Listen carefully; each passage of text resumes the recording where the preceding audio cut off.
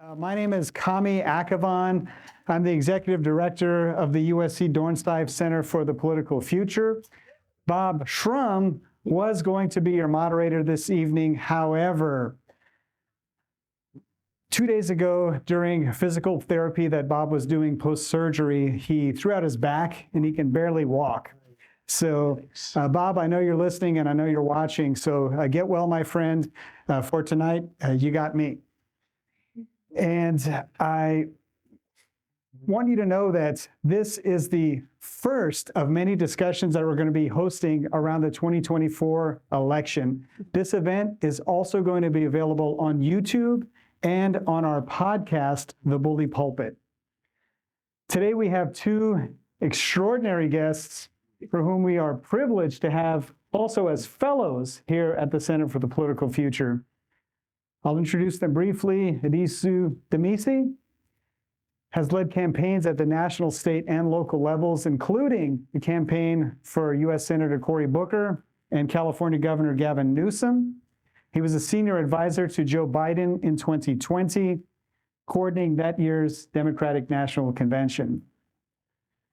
Reince Priebus is former 6-year chairman of the Republican National Committee, who finished as the winningest chairman of either political party. He was also the first White House chief of staff for former President Donald Trump. I'm going to ask the gentlemen a few questions to get us started, and then I'm going to invite you, our in-person audience, to ask questions as well. Sound good? All right, let's get started. First question, and whoever wants to tackle it first, please do. First question is Donald Trump an overwhelming favorite for the Republican nominee? And do other candidates like Nikki Haley have any legitimate chance? Well, take this one first. Your expertise. Well, yeah, I mean, Donald Trump is overwhelming favorite. It's obvious by many, many points. I think that the odds of beating Donald Trump in the Republican primary are very, very difficult to see how someone is going to overtake him. I'm not saying it's impossible, but if you look at the polling and you look at the trends, things don't look good for folks that are running, against him. As far as whether or not another candidate is likely to win, the difference between 2016 and 2020 is pretty simple. In 2016, Donald Trump rarely polled above 35% in any primary, Iowa, New Hampshire, South Carolina, or otherwise, given even in a 10-person field. In 2023, today, Donald Trump is at 53% against the field. And that's the big difference. Now, here's the second thing, which is getting us in the weeds, and only for a second. In the Republican Party, delegates choose the nominee, same as the DNC. The delegates choose the nominee, not the voters, the delegates. The delegates in the Republican Party are mainly given through a winner-take-all basis. So even if you win 35% and the next person's at 34%, you get all the delegates. So Trump's at 53. So it tells you where this is going. I am not saying, for the record, that Nikki Haley or Ron DeSantis or Chris Christie, that's impossible. But as we sit here today, it would be ridiculous for me to conclude that Donald Trump was not the overwhelming favorite for the Republican nomination.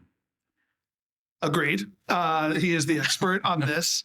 The winner-take-all thing is really important. Democrats do not do that in our primary system. Delegates still do elect the ultimately the nominee, but we do a proportional system. So if two candidates get 33%-ish of the vote, they'll both get a third-ish of the delegates, and that is a very different situation than the Republican Party. I guess the only thing I would add is, and I couldn't agree more, I would put money on it. I think that it's going to happen, that Donald Trump's going to be the nominee. I think the only way it doesn't happen is if two things happen. One is something materially affects Donald Trump's favorability ratings with Republican voters between now and February.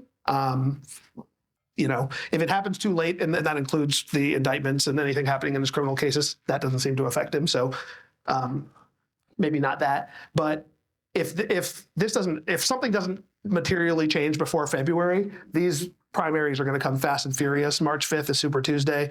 And once we've passed through March 5th, we are, the writing is on the wall. The second thing is it's got to be a one-on-one race. The anti-Trump vote, to the extent it exists, and it doesn't really, somewhere between 50 and 60% of the Republican voters seem to be with Trump.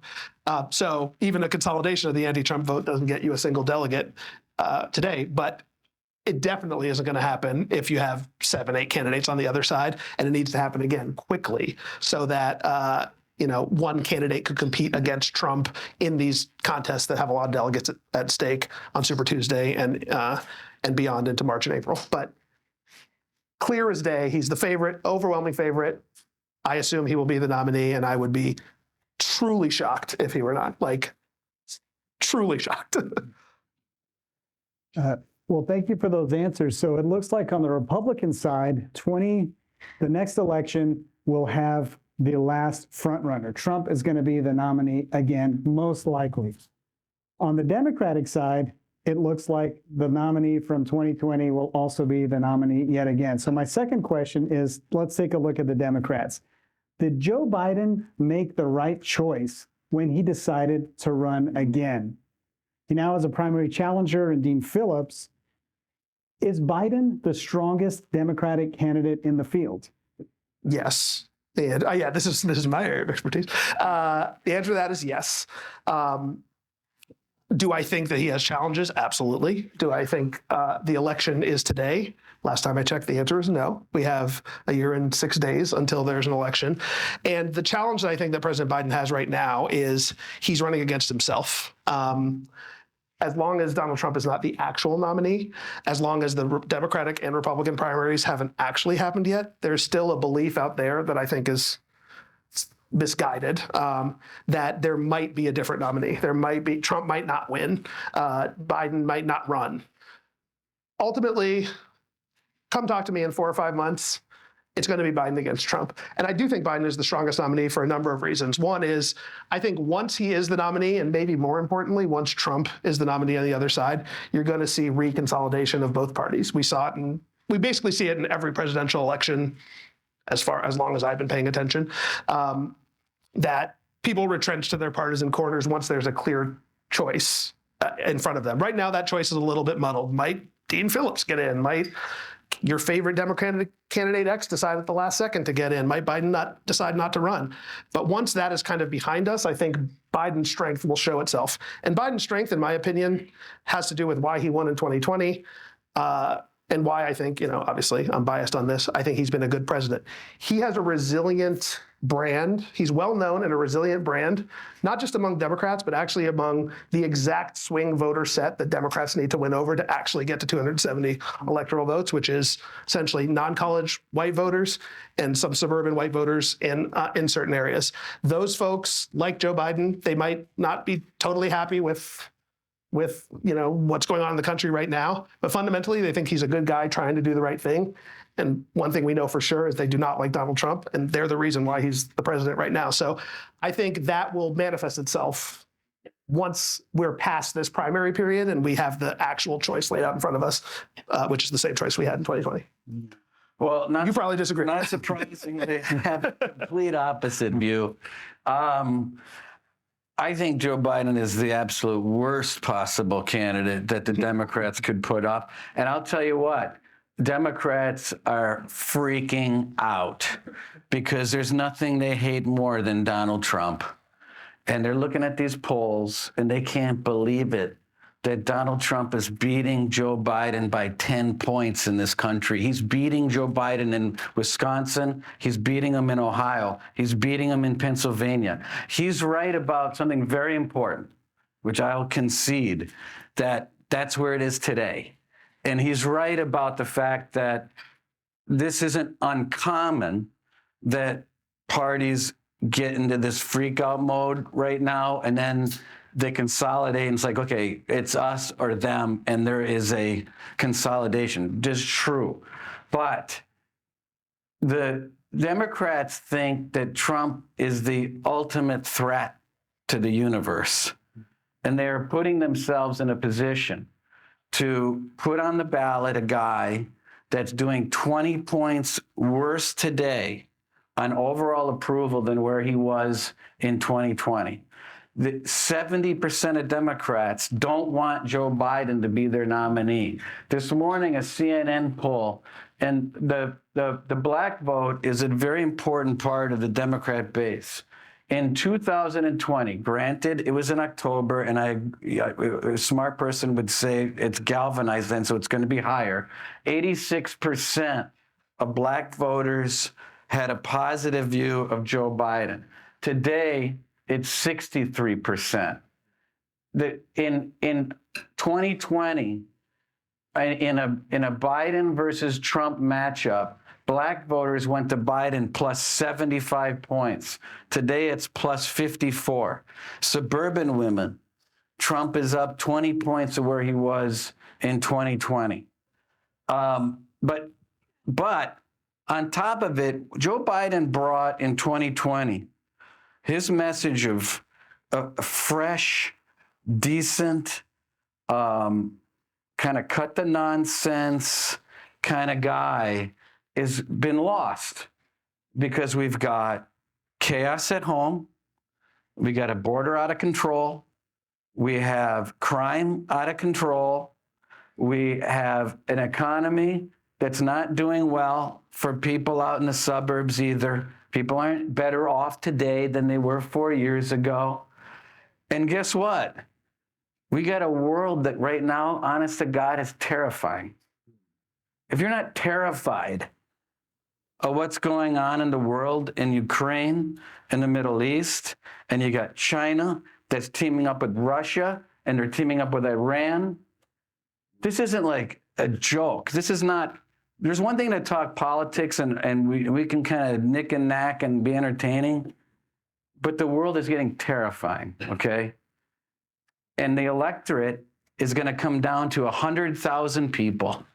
We don't have a presidential election for the whole country here in the United States. We have an election that will take place in 6 states. And 100,000 people in 6 states will decide who the president of the United States is. And each party, his party, my party, know everything about those 100,000 people. They know what beer they drink, what car they drive, how many kids they have, whether their mortgage is paid, whether their mortgage is upside down or not.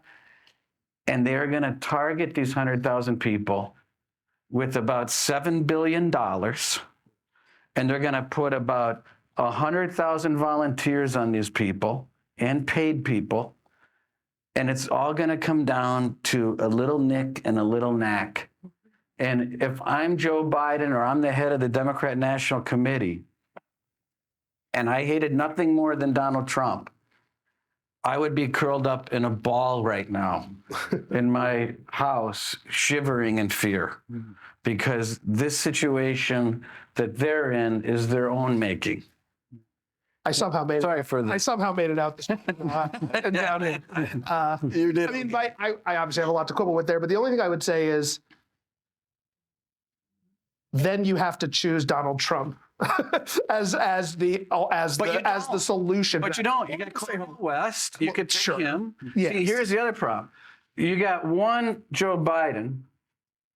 Excuse me. You got one Donald Trump.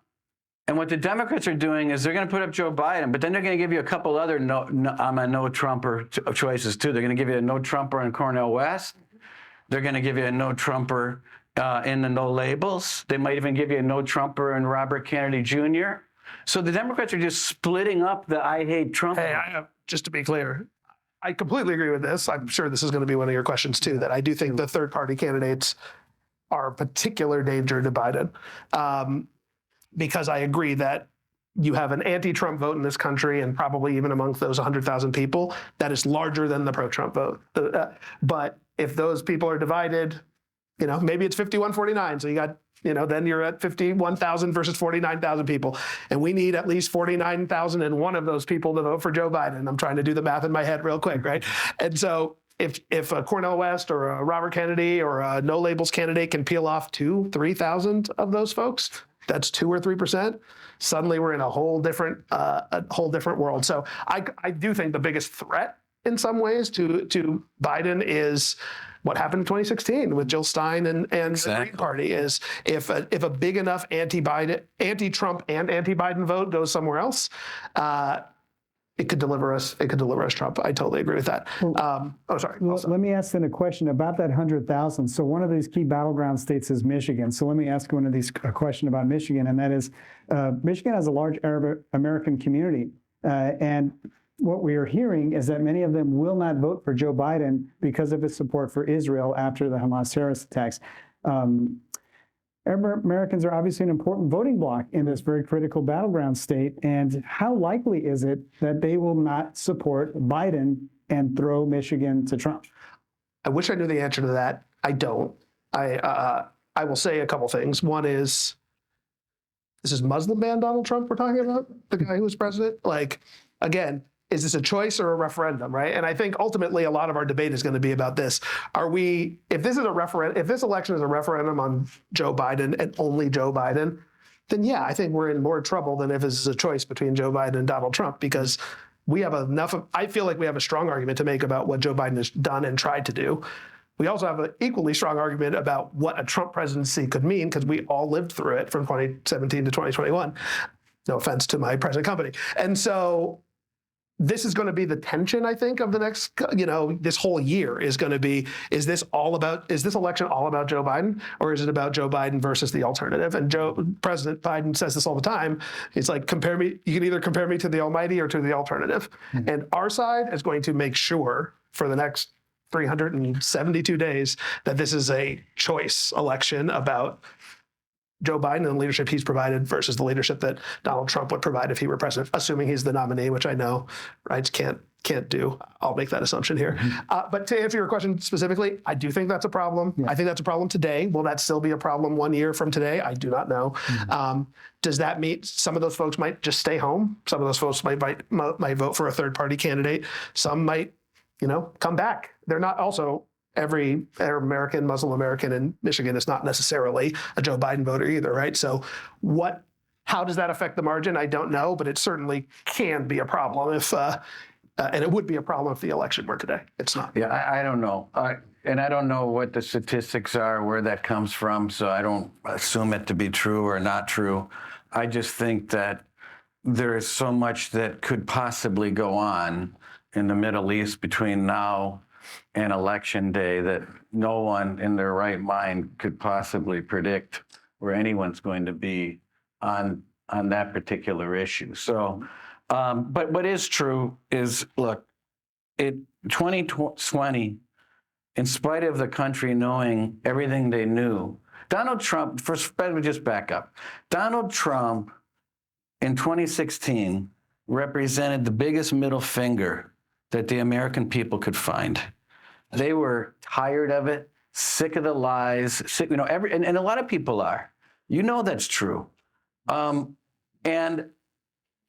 in spite of all that, in 2020, in spite of all the investigations, in spite of all the Russia stuff and being subpoenaed, and listen, I was interviewed for over 35 hours in the Mueller investigation, and they were saying that Trump was coordinating with the Russians. Trump was hardly coordinating with the RNC, let alone the Russians. I mean, other than putting Russian salad dressing on our salad, there was we didn't know any Russians, I promise you. We're just fighting to make it through the next accusation during the campaign, okay? So the point is, in spite of it all, Trump lost in the battleground states on 270 electoral votes by 86,000 votes. So yes, Biden won by many millions on the popular vote, but in the battleground states that mattered is 86,000. Now the question for you is, the world's changed in the 3 years.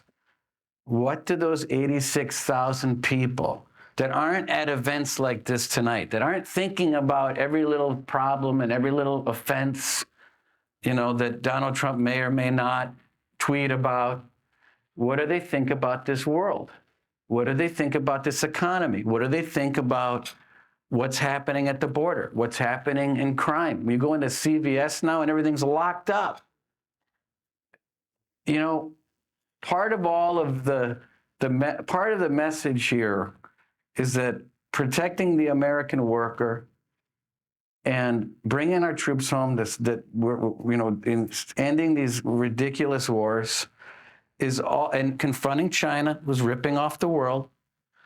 Those are very basic tenets that in the Midwest, 80% of the people agree with that. And that's why it's not that easy to just knock this stuff off as ridiculous and silly and nonsense, and that's Trump stuff, because it resonates, and it resonates with a lot of people. Well, you brought up a lot of good points about anger and issues that are motivating voters, and I kind of want to get to some of those points about some of these key voting blocks. So I wanted to ask about those critical voting groups that made a big difference for President Biden in 2020. I'm thinking about young people, people of color, and suburban voters. If the choice comes down to Biden and Trump, and it is a choice election, are they likely to repeat the voting patterns that sent Biden to the White House in 2020? Or do you think they'll be shopping elsewhere? Yeah, I mean, I don't think they're likely to exactly repeat what happened in 2020.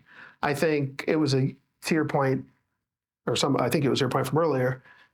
Trump was president. Biden was a challenger. It was, he was the change that folks sought. We were in the midst of a global pandemic. I mean, every election is contextual, and it's maybe the most important thing to understand about the business that we're in is that there is no playbook for any election, because something can happen at the last second that completely changes the calculus of things. It's happened, frankly, in the last few elections. You had the Lehman Brothers collapse in 2008. You had the Comey letter and all that stuff, and not to mention the Access Hollywood tape that came out in October of 2016. You had Trump got COVID in 2020. COVID happened in 2020, and Trump got COVID at the end of the election. So many of these things are going to change. So I don't know.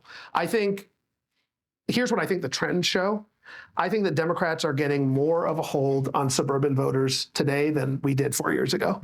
I think the thing that scares me, and that Reince, I think, is properly identified, is the economy is the problem, which is fair, right? Prices are higher, et cetera. I think President Biden, and one of our challenges on the campaign side, is going to be to, as I said earlier, demonstrate to people that the president has tried, and in some cases succeeded, in making life easier for people, even as it's tough out there, right? We had the exact same problem 12 years ago with President Obama in the wake of the Great Recession, like exactly the same. And if we had this exact panel 12 years ago when President Obama was, sitting in the White House, I guarantee you the exact same questions. Are people going to show up again? Are people just, we got creamed in the 2010 midterms, worse than President Biden did.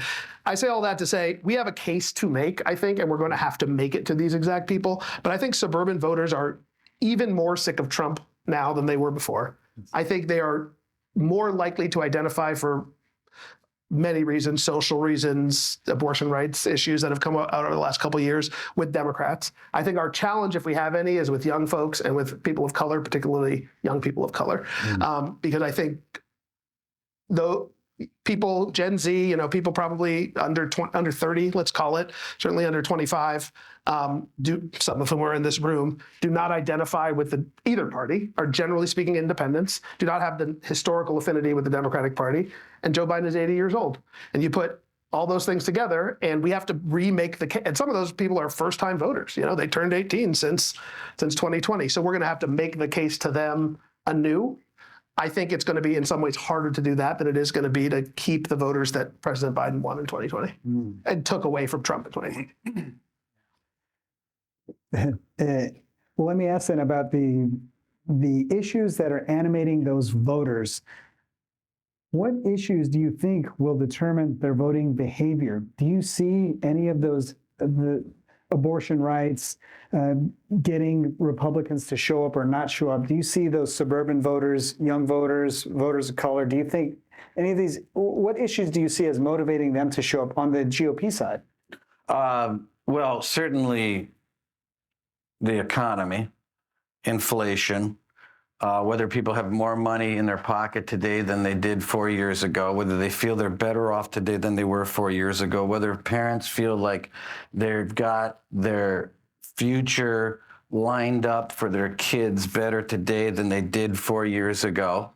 That's number one. Number two, crime. People in the suburbs are worried about crime. People in the cities are worried about crime and safety. If you can't provide a safe environment for your family and you can't afford to go to the grocery store the way you used to for your family, and you're not exhausted because you're working one or 2 jobs, 3 jobs, all of this, I can't deal with the Trump tweet stuff, just doesn't matter. What matters is survival, but to do it with dignity. I mean, we're in a great country. Most people aren't working on just surviving, but it's doing it with dignity, to have a retirement, to put your kids in school. And the other thing is the border. The border is out of control, leading to things like fentanyl problems for kids in the suburbs. And parents are nervous, as you can imagine, about that. And the last thing is what's going on in the schools. Moms in the suburbs are sick and tired of it. They're sick and tired of the schools telling parents to sit down, shut up. We know what's better for your kids. We're going to teach them what we're going to teach them. You're not going to have a say in it. And I know, like in this environment, okay, here we are ranting and raving about the schools, but moms are not happy about what's happening in the schools either. The last thing, we already talked about it, but it's the big question mark, which is what's happening in the world. And we don't know what's happening in the world. We don't know where this is going to go. Iran, China and Taiwan, the Middle East, it is a very delicate situation, and neither of us can possibly predict what happens. It could happen that Joe Biden handles it perfectly and things work out and people are relieved, and that could change the situation. So all those things are the things that I think drive the electorate, and knowing how to communicate to those 100,000 people about those issues to motivate them to go to the polls is how this is won and lost. Yeah, I appreciate that answer, because it speaks to the next question. Is very related, which is about sort of the messaging that these parties are going to use to drive voters to the polls. So for the Democrats, can they run on Trump's threat to democracy? Is that the message, that Trump is a danger, we must stop him, that's your motivating force? Or do they run on Biden's achievements? Look what he's done, he's passed such and such legislation and arguably has a very strong track record there.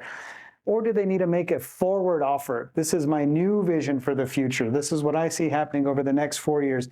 What do you think for the Democrat messaging? And then I'll just ask it out loud and let it hang in the air for you, Reince. But the messaging for Republicans, is it going to be economy, crime, immigration, or is it Biden's age? Let's talk about that. Is it gas prices? What is it that the messaging? So I'll start with you, Addisu, if you can, about Democratic messaging. So a couple things. I definitely think foundational part of Democratic messaging needs to be about Biden's accomplishments.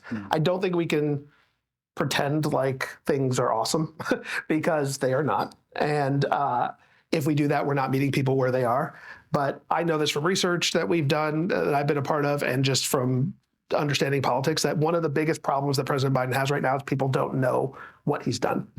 And I have been a part of trying to change that over the course of the last 3 years. It is getting increasingly difficult in this media environment, in this world, mass communicating with people. We just have a fractured environment. People are getting their media, some from social media, some from traditional media, some in an asynchronous way. News cycles are 60 seconds sometimes in what's happening. We will have a concerted effort over the course of the next year to tell people, you know what, your insulin is $35. That's because Joe Biden helped do that. Your student loans got forgiven. That is because Joe Biden did that. The largest investment in climate resilience in the history of the United States. It's because Joe Biden did that. You might not know that, but we're going to tell you about that. I think that is absolutely foundational to not just to winning the election, but ultimately what it does is it reminds people why they elected him in the first place, which is to, I think Reince actually summarized it well, to like just be kind of a normie, sane, normal person after, 4 years of chaos. To be clear, I do not think running as Trump as a threat to democracy really resonates with people. I think it resonates with some base Democrats, and we will do, and I think should do some of that work. But the economy is what people care about their bottom lines, and especially I love that we're referencing the 100,000 now, like these poor people are like sitting in Wisconsin and Arizona, like, sorry, we're coming after you. The swing voter that is ultimately going to decide this election are people who do not pay that close attention to politics. They're going to maybe check in late. Most of the information they get is going to be from friends, family, news, and paid media, advertising that gets forced in front of their face. And the things they care about are the things that keep them up at night. I think we agree 100% on that. And so I think democracy, while to me, an incredibly important issue, and ultimately I think like in some ways the defining issue of this generation, it's not actually an issue that you run general election presidential messaging on. It is the economy stupid. James Carville said it 30 years ago. It's still true now. And so most of what we communicate about will be, this is what Joe Biden has done for you. And then I think on the negative or in the contrast, the Trump years weren't that awesome. Here's some of the things you may remember from, you may have forgotten from 2018, 2019, that 2020, COVID, all these things that like you might need to be reminded of now that it's a little bit in your rearview mirror. There's another part of the question, but I'll stop there. So when Trump won in 2016, the Democrats said that he'd tank the economy and start World War III. Well, here we are. After 3 years of Joe Biden. I think that the issues that drive voters are issues that hit them in their gut. And it has to be something that motivates a person to say, if I don't vote for this person, then the world and the country that I live in is not going to be as good as it is today. It's knowing why people are motivated. Politics is not as much broad strokes as you may think. It is knowing details about a person. It used to be that in a state like Wisconsin, where say hunting rights and if anyone's from the Midwest, hunting's still a big deal. People want to be able to have a shotgun or a gun to go deer hunting. But it used to be that political parties would say, well, let's go to the state and find out everyone that's taken out a hunting license, and let's find out who has a sporting magazine, and we're going to send them a flyer that says, this person's going to take away your Second Amendment rights, and this person's going to stand up for your Second Amendment rights. Don't vote for this person. That messaging doesn't work. Nowadays, because of consumer data, because of the way that things are collected on people, I know now the difference between a single mom who lives in Milwaukee with 3 kids. She doesn't care about the Second Amendment. She doesn't even care to read anything about the Second Amendment. But she wants to protect her kids. This fellow over here loves guns and he loves hunting. And so the message can't be the same. For him, it's this person could care less about the Constitution. He doesn't care about the Bill of Rights. In fact, he wants to rip up the Constitution, and he wants to take away your gun. And if he gets elected, and you're saying, "Oh my God, I've got to go get out there," vote. To you, I say, this person wants to take away your gun. Is going to put you in an unsafe situation. He's putting your kids' lives in danger. He doesn't care about any of these other, no cash bail. We're not going to punish these criminals. Take a look around Milwaukee And now he wants to take her. It's a fear message. So you have to understand that when we communicate to voters, because the question is talking about these big, broad strokes. Broad strokes are great as a talking point, but that's really not how we win elections. We win elections one person at a time, knowing everything about them, knowing what's in their head, so that when we're talking to them, we're motivating them in their head and in their heart. And that's how elections are won and lost. And what I'm suggesting to you is that the electorate is more angry today than they were in 2016. I don't have to convince you of that. Aren't you tired of everyone hating each other? I am. But they do. And we got algorithms that will push it. You have something that you're looking on your feed, you're going to get it 80 times. And I'm getting it 80 times. And he's getting something else 80 times. And we're both getting 80 times more set in what we believe in. And we can't believe that we're on the same planet because of all the stuff we're getting fed, of division in the media. But political parties have to understand all this, and what they're doing is they're tapping into it to motivate those 100,000 people. And can I just add one quick thing? Because I did a study group today, and one of my guests said something which I thought was pretty profound, which is that I think elections are going away from policy and even message to vibes. Good word for the Gen Z crowd. But I actually think that is really true. I think it goes to the heart-head distinction. A lot of culture now is vibes, right? It's are you on my team or are you on the other team? Okay, well then I don't like you because you're on the other team. Or can I get down with this person? Do they speak my language? Okay, then I'm good with them, regardless of what they may stand for or what even they may say. It's how they say it. And I actually think that is increasingly becoming political communications. It's just trying to identify with people as opposed to necessarily communicate a message directly with them. And probably bad for democracy, writ large, but we operate in the world of living in the world largely how it is. And when people, when the amount of attention sometimes you get is somebody scrolling through their phone, you don't have time to communicate a message to them necessarily. You don't have time to tell them your policy position on Israel or whatever it might be. You're just trying to get them quick. And the vibes sometimes are what do that as opposed to the substance. A good point about the vibes. And you talked about Democratic messaging and Republican messaging and I'm looking around the room and we can kind of sense how this 2024 election is going to shape up, right? You can kind of feel it emerging from what they've been saying. And we talked about some unknowns. A lot will depend on what happens between now and the number of days that you, Addisu, know right off the top of your head. But who's counting? I wanted to ask about one of those still unknowns, and then I want to pivot to your questions. But let me ask you this as my question for now, which is the House finally has a new speaker, Mike Johnson, my home state of Louisiana.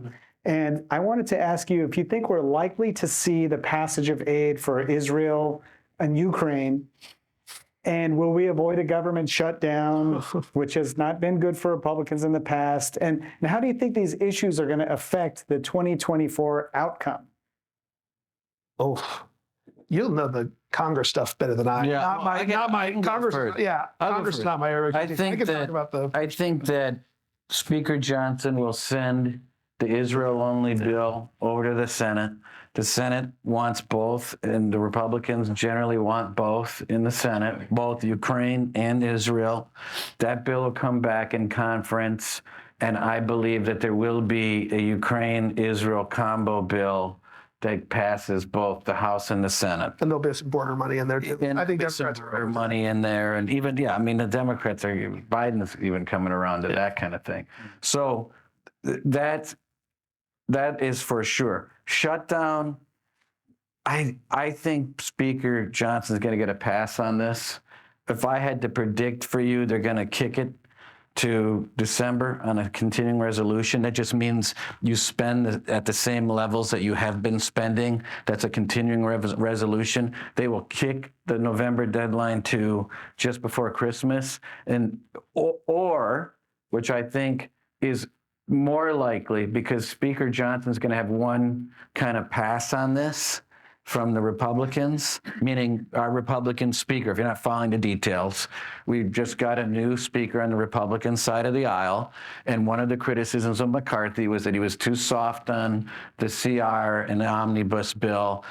So in other words, so Johnson's going to have one freebie here. I think he kicks that to March, and you could see So do we a 5 month in March? well, and which would make it even harder for Republicans because the closer we get to the election, the tougher that's going to be. So it's a catch-22. But I do think he's got to pass on this first CR one way or the other. I do think they'll get to omnibus in December or March. What was your next question? How does this impact the 2024 outcome? Well, it impacts the outcome, but look, I mean, the Republicans embarrassed themselves enough on this speaker deal. I mean, honest to God, it was ridiculous. McCarthy should have never been in this. He never should have had this happen to him. And then it was an embarrassing 2 weeks after that. So I don't know how much more embarrassment there could be suffered through this. And I don't know if it's going to matter a whole lot more. I mean, how many people are really paying attention to this problem? We got, everything else going bananas around the country and the world. I'm not so sure people care. I do think, though, when you shut down the government, it does hurt you. And we never win these shutting down the government battles. And it doesn't make sense to people that the greatest country in the world just shuts down because you can't operate in a factional government. I mean, the fact is the Democrats won the Senate. Republicans lost. A Democrat runs the administration. We lost. And when you only control 1/2 of 1/3 of government, guess what? You can't win every battle. Good luck telling Matt Gaetz that. But, I mean, it's true, but I agree 100% on the politics. I think this will be water way under the bridge by the time we get to next fall. Unless this keeps getting kicked down the road and we end up with a shutdown fight close to the election.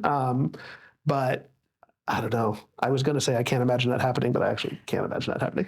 I think the Israel and Gaza stuff certainly, probably will extend into 2024 and still be hovering in our, political conversation.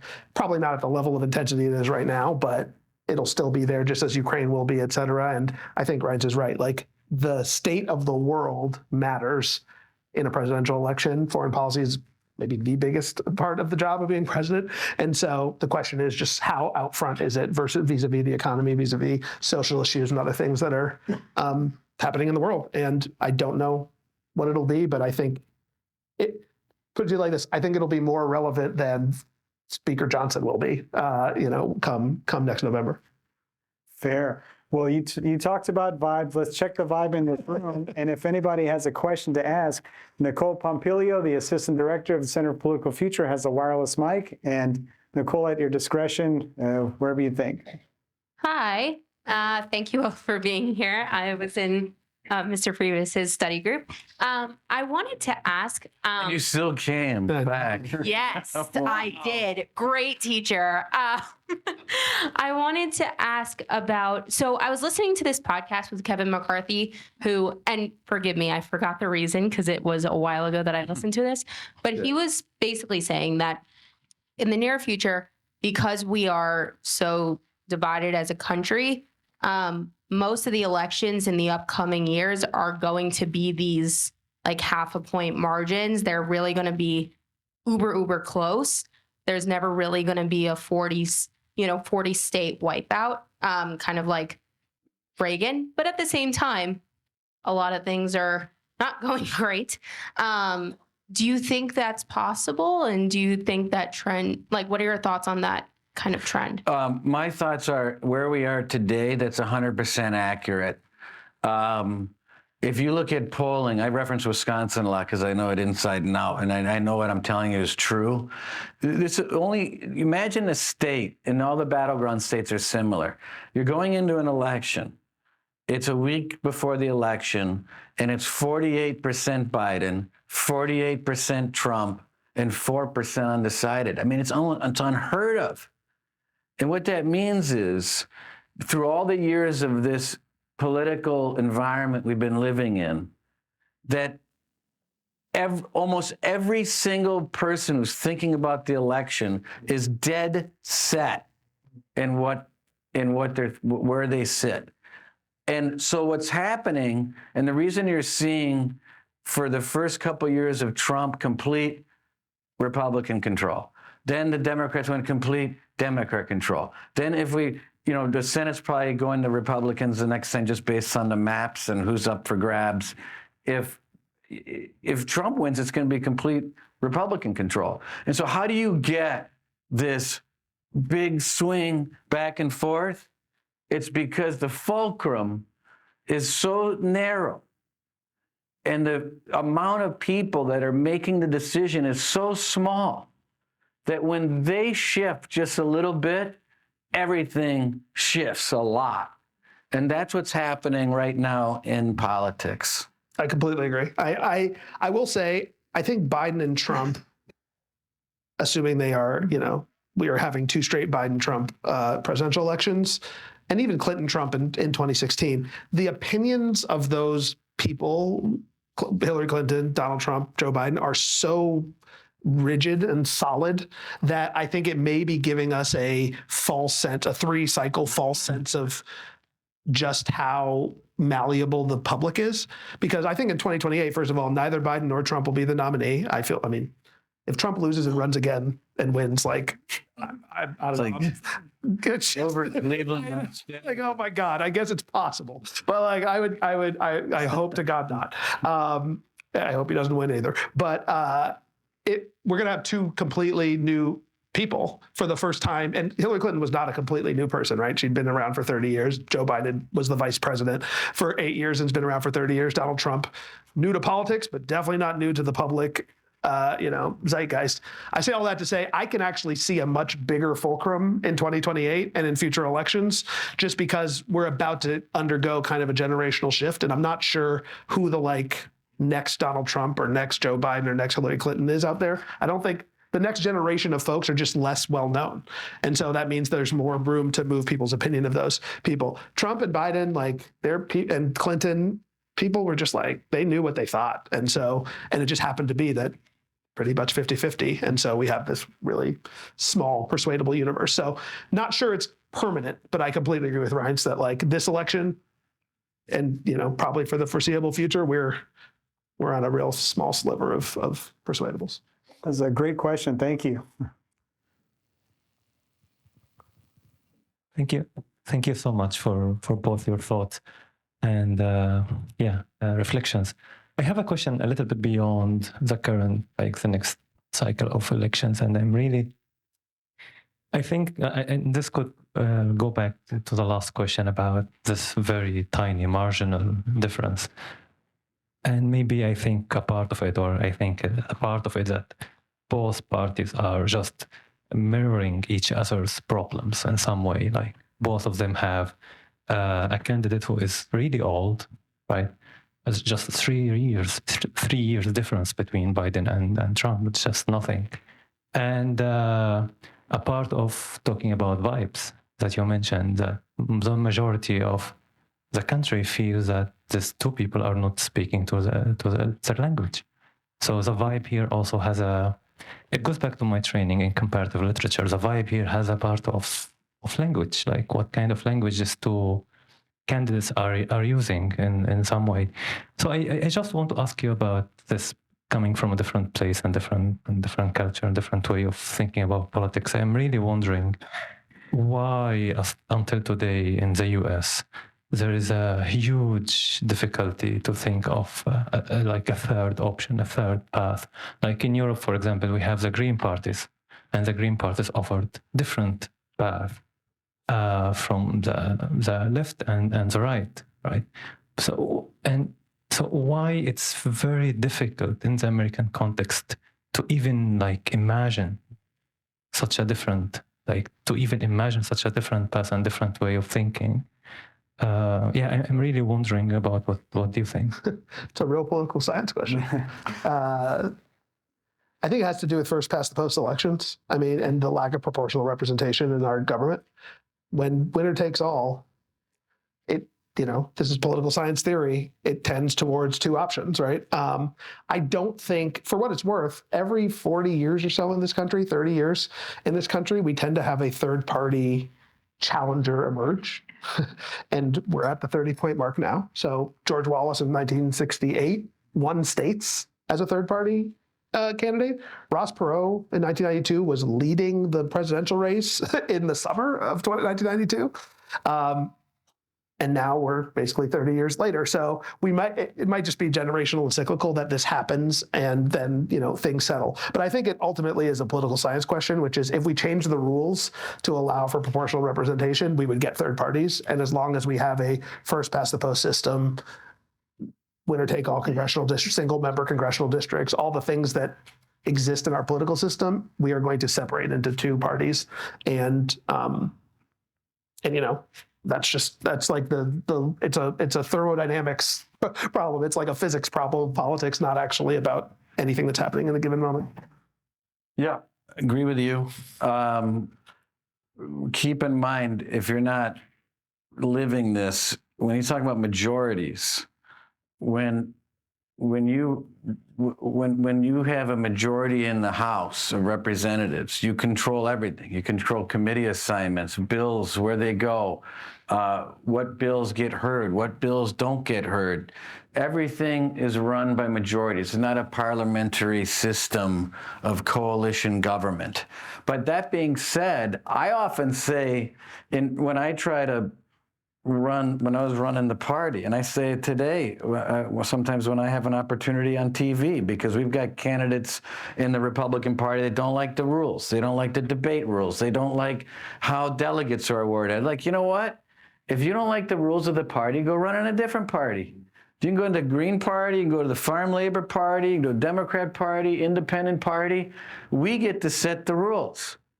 When you go run for the head of the mock trial team or the USC Rotary Club, who do you choose as the chair? A member of the Rotary Club. Because the Rotary Club gets to choose their own chairman, their own president. And the same is true with the party. Now, extending that, the majorities write the rules for who gets the ballot access.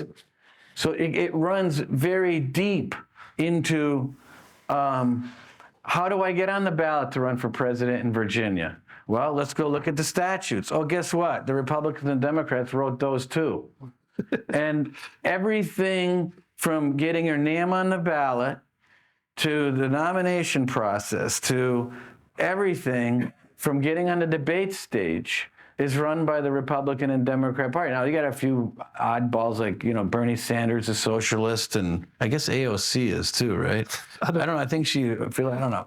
But there's a few out there. But your point is well taken. The problem is you can't get to majorities. You can't get all these state laws changed, and you can't get to 270 electoral votes.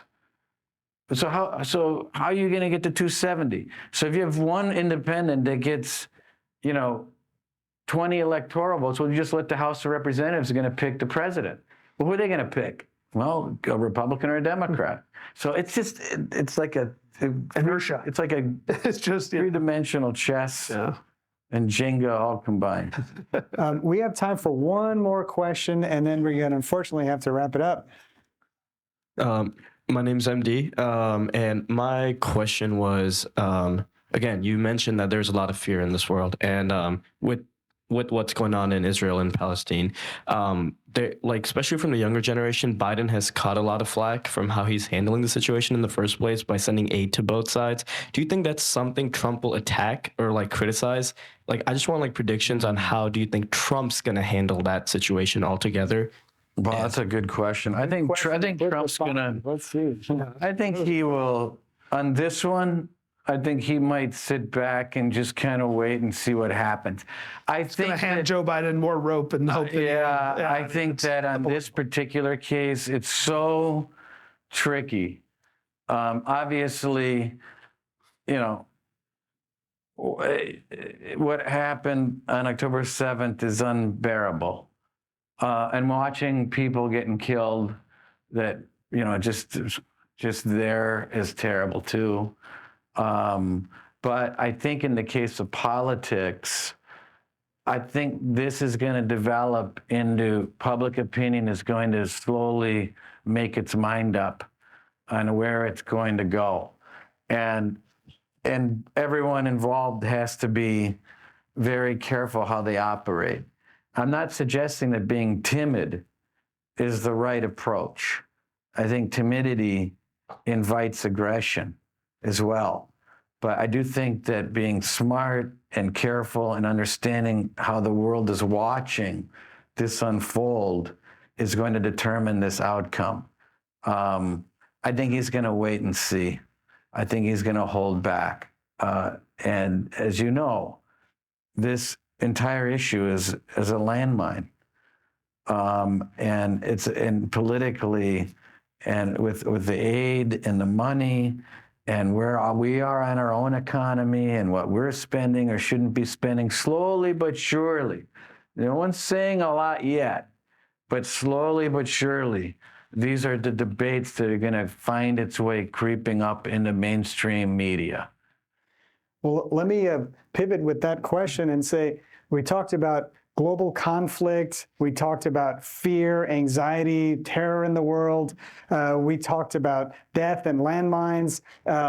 Let's talk about not that. Let's talk about what brings you hope in the political process as we conclude our evening. And I'm hoping we can end on a note of something that you think like, okay, we're going to be okay. What gives you hope? I do. I mean, first of all, things like this, Reince and I disagree on probably literally everything, except for like maybe where we're going to go get dinner after this. But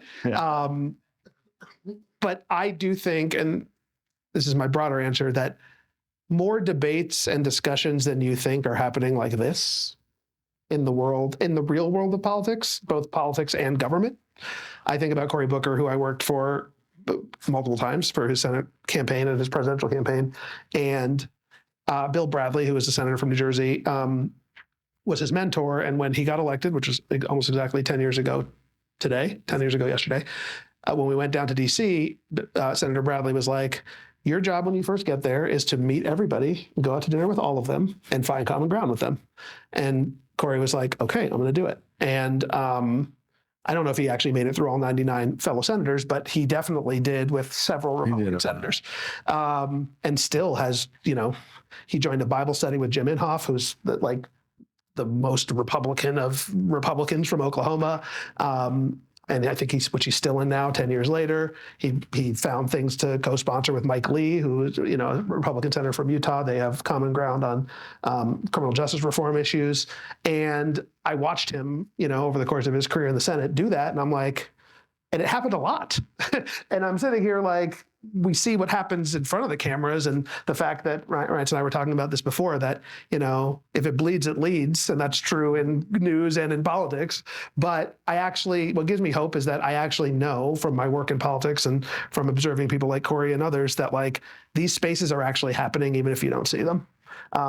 Even in the United States Senate, even among Joe Biden and Mitch McConnell, probably, who, have to negotiate, maybe not with Kevin McCarthy. But even with Kevin McCarthy, I bet they were like, when the doors were closed and the cameras were off and nobody was listening, they probably could have a respectable conversation and try to make things happen. So I do think it's not as bad as it looks. I think that's also a cautionary tale, that it looks real bad. And how do we, bridge that the perception divide? But it does give me hope that there are people in government who are actually trying to make it work in a way that respects people's differences more than I think we might otherwise think. That's a good point. One of the reasons why I like doing these kinds of events and why I agree to do them, knowing that I'm not usually the most popular figure on a university campus, is that I want the kids and the students to see that you can have two folks up here that enjoy each other's company, don't agree, have a little bit of an argument, spar a little bit, have some fun, and truly, it's normal. And I want you guys to see that. I think one of the things that I've noticed with students at different campuses is they really love talking about these issues. Students are actually very engaged on these issues, on the issues about what's happening in the Middle East, what's happening in the schools. But politics has become such a turnoff because it's gotten so nasty. And the problem is that the division is pure profit. Media makes money in dividing. Books are dividing. Podcasts are dividing. And if you can divide enough people to listen to your podcast and read your book, you can make money. Problem is, unity is a loser. The split screen's the winner. This split screen arguing, like if we ratchet it up and do our 3 minutes on CNN, that rates. Agreeing with each other doesn't rate. So I would love it if you all, as much as some of you may get sick of partisan politics, if you like politics, get involved in the college Democrats, get involved in the college Republicans, get involved in the party structure. If you don't like it, fix it. It's a lot of fun. You meet great kids, and I encourage you to do it. What gives me hope are things like this, but what also gives me hope is one little story. And I wish I could spend time with you. I could really entertain you about some good stories from the White House. Honestly, you'd be thoroughly entertained. But the first time I left the White House, I came back a lot since, but when I left, which is another epic story, my last day in the White House. But when I left, truly epic, be an entire chapter of a book. Which I didn't do because I'm going to get paid to do a kiss and tell. But I left that night, and you've seen the White House, a lot of you, at least either through pictures or in person. It's this unbelievable, awe-inspiring White House that stands for opportunity, freedom, democracy, all the things that we love and hope for in our country. And when I left, I was reminded that there's nothing on the outside that tells you what party and what president's on the inside. It's still that magical building that stands for all the great things that we love about our country. So whether you're a Republican or Democrat, this will endure, but only if you're willing to get involved, not just debate esoterically, but truly get involved and make a difference. Because we're both of us are evidence of two people that kind of just worked hard through the fields of politics and ended up in pretty good places, but not because someone put us there. We had, famous parents that bought our way in. That's not how it happens. So I just encourage you to stay involved. And I'm really thankful to USC and the Institute for having us. It's been a lot of fun. It's been fun. Well, on that note, I want to thank both Addisu and Reince on all our behalves, not only for this insightful conversation about what may prove to be one of the most important elections in our lifetime, but for their outstanding contributions to the Center for the Political Future and the wisdom you've brought to our students. Thank you so much for that. Thank you.